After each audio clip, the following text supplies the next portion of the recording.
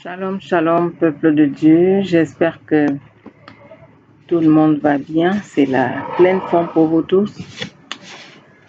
Nous sommes en train de voir pourquoi des problèmes perdus, parfois chez certains chrétiens. Je précise déjà que c'est pas de tous les problèmes qu'il s'agit. Il y a des problèmes qui sont là dans les vies des chrétiens parce que Dieu veut les tester, parce que Dieu veut les modeler, Dieu veut les former, Dieu veut les amener dans une autre dimension. Mais c'est pas de ces problèmes-là que je suis en train de parler. Il y a des problèmes qui perdurent, soit de notre fait, soit parce que quelqu'un est passé par là. Et aujourd'hui, nous allons voir quelque chose toujours, comme je dis, de capital. C'est quoi? C'est les vies vendues. Je pense que j'ai déjà partagé ce verset d'Apocalypse 18. C'est le verset 13 qui nous parle de quoi? Des marchands qui arrivent dans une ville et parmi les cargaisons qu'ils sont en train de vendre, se retrouvent quoi? Les âmes qui sont en train de vendre, et pas seulement des âmes, mais également des corps qui étaient également vendus dans ce marché. J'ai fait déjà mon témoignage de comment j'ai lutté, sombré des années dans la stérilité jusqu'au jour où, pendant la délivrance, une des délivrances, puisqu'il y en a eu beaucoup, il y avait un esprit qui parlait au-dedans de moi et qui disait que mon utérus lui avait été vendu. Que ce soit vendu, que ce soit confié, que ce soit donné, tout ça, c'est, ma chérie, c'est les mêmes termes. Ça veut dire que ce n'est plus toi qui es possesseur de ces choses-là, c'est quelqu'un d'autre. Ça lui a été donné, ça lui a été confié, ça lui a été vendu. Ça t'appartient plus, même si c'est encore peut-être dans ton corps, même si c'est encore là avec toi. Tu as l'impression que ça t'appartient, mais ça t'appartient plus. Et comment donc avoir la percée dans un domaine de ta vie, si ce domaine a été vendu? Comment avoir la victoire si c'est les œuvres de tes mains qui ont été vendues? Comment avoir un travail si c'est les œuvres de tes mains qui ont été vendues? Comment avoir le succès dans ce travail-là si c'est ta progéniture qui a été vendue? Comment tu auras des enfants? Réfléchissons par rapport à tout cela. Le Seigneur ne parle pas en vain. Il y a des cargaisons d'âmes, des cargaisons de corps. Et une dame qui faisait son témoignage, qui expliquait qu'elle avait fait un rêve où elle voyait dans un marché, on était en train de vendre un pied, je pense, et elle a reconnu c'était le sien. Mais après, qu'est-ce qui s'est passé? Ce pied-là a commencé à avoir des problèmes. Donc, il y a des gens qui peuvent se lever, décider qu'ils vont vendre une partie de votre corps, vendre une partie de votre vie, vendre même votre vie ou votre destinée. Ça ne vous appartient plus. Ou elle la prend et la donne à quelqu'un d'autre. Elle prend votre destinée, votre étoile, donne à quelqu'un d'autre. Transfère à quelqu'un d'autre, ça ne vous appartient plus. Dites-moi comment avoir la victoire dans ces domaines de vos vies qui ont été vendus ou qui ont été échangés, qui ont été transférés à d'autres personnes. Non. Nous devons prier, mais prier avec précision. Tant que la personne n'a pas la révélation du Seigneur, tant que la personne n'est pas au fait que là, elle a besoin d'aller récupérer son utérus, par exemple, là où il a été vendu, récupérer chez le nouveau possesseur. Mais Il ne faut même pas s'attendre à ce qui est le fruit des entrailles. Non. Tant que la personne ne se lève pas pour aller récupérer sa santé, récupérer son bien-être, récupérer son travail vendu, parfois vendu par des tierces, parfois vendu par nous-mêmes parce que nous avons fait par le passé. C'est pas parce qu'on est enfant de Dieu que les choses sont réglées du jour au lendemain. C'est pas parce qu'on est enfant de Dieu que tout est rose, que tout va donc marcher parce que on est enfant de Dieu. Il y a des choses que Dieu peut régler d'un trait, régler d'emblée, mais pour d'autres, là, il faut la révélation. Et sans la révélation, pas de percée. Sans la révélation, pas de victoire. Sans la révélation, on ne peut pas avancer. C'est Dieu qui connaît quelles sont les choses profondes et cachées de nos vies. Une prière puissante qu'un enfant de Dieu puisse faire, c'est laquelle? Demander au Seigneur de lui révéler les choses profondes, les choses cachées, les choses qu'il ne connaît pas de sa propre vie. Seigneur, révèle-moi ce qui s'est produit dans ma vie.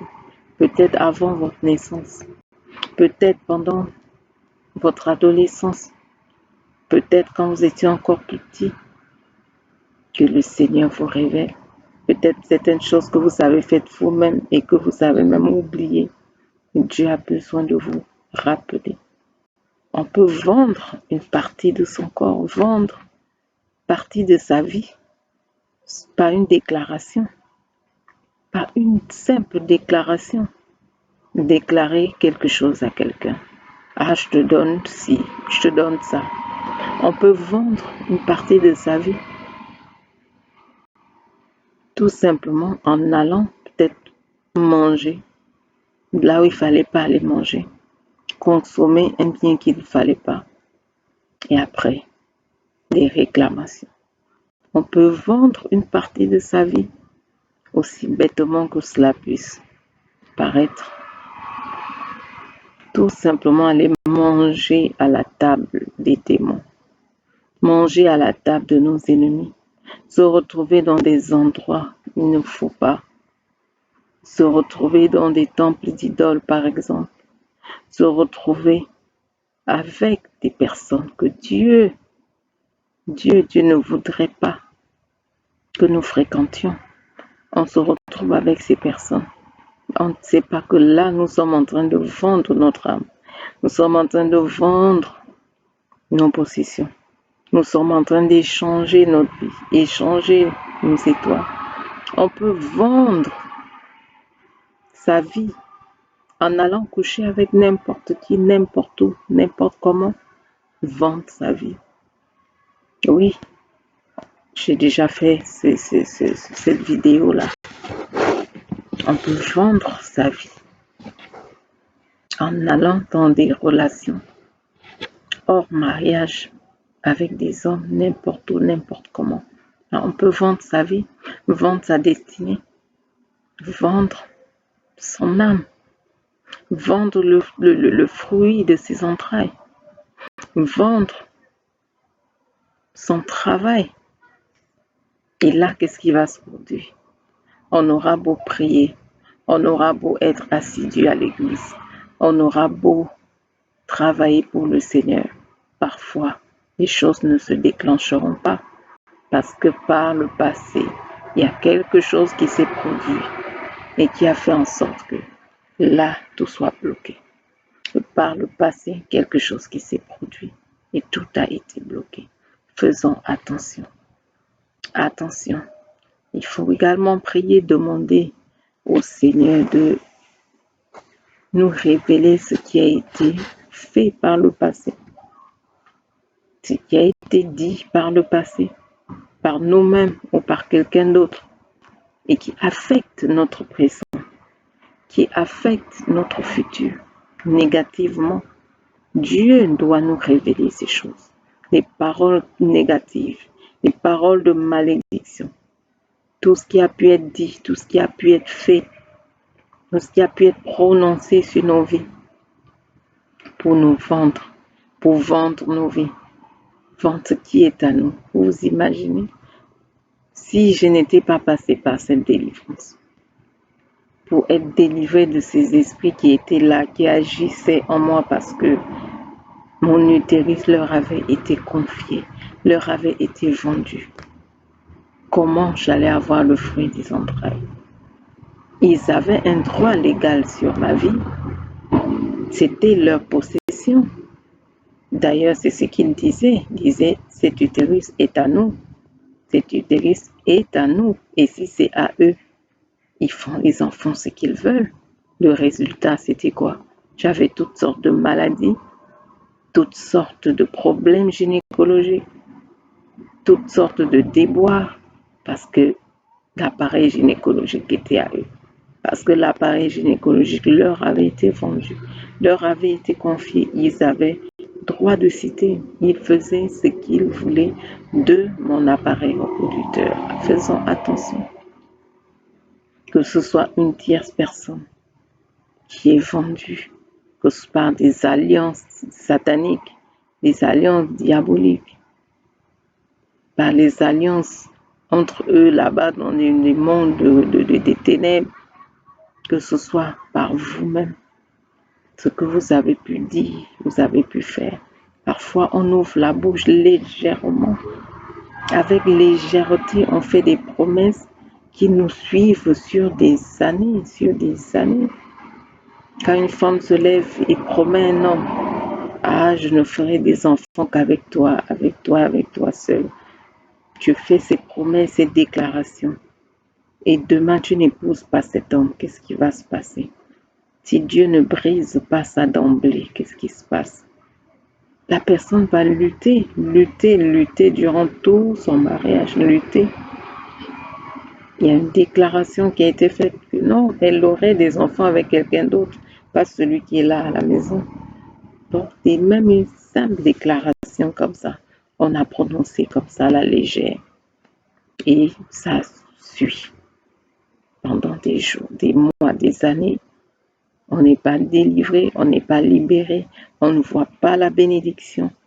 Pourquoi? Cette parole qui a été prononcée. Quelqu'un qui se lève, qui vend le fruit de ses entrailles en se disant « Oh, je suis pauvre, oh, pauvre de moi ». Et des déclarations pareilles.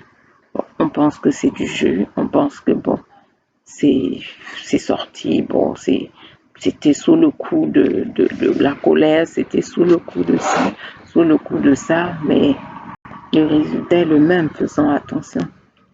Attention.